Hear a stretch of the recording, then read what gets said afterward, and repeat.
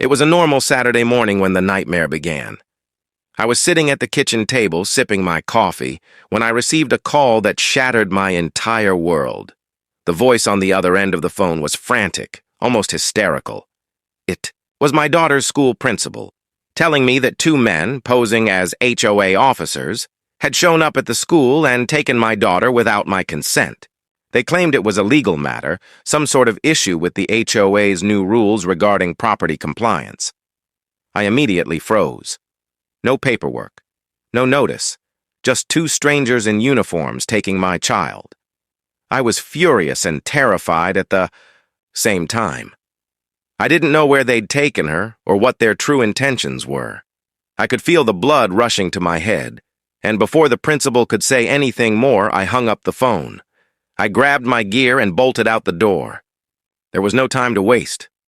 What the kidnappers didn't know was that I wasn't just an ordinary parent. I wasn't a man you could just push around.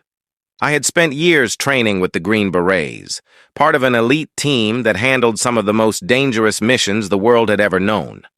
My job was to be a strategist, an operator, someone who could adapt to any situation.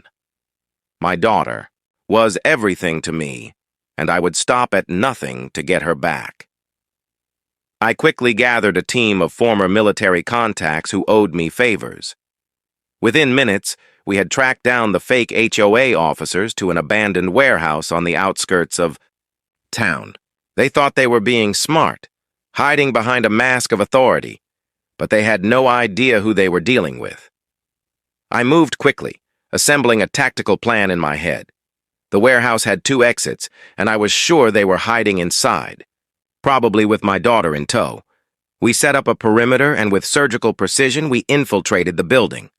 I could feel the adrenaline surging through my veins. There was no room for mistakes. When I found them, they were shocked. They had expected a scared, helpless parent, but what they got was a former Green Beret. I moved in silently, incapacitating the two men with ease before checking on my daughter. She was shaken, but unharmed. As I scooped her up in my arms, I made sure the men knew they had just made a grave mistake. The authorities were called, but by then, the damage had been done. The fake HOA cops were arrested, and I was left with my daughter, safe and sound. She clung to me, and in that moment, I realized that no matter who tried to threaten us, they would never break the bond we shared. The lesson was clear: never underestimate a father protecting his child, especially one who trains with the world's elite.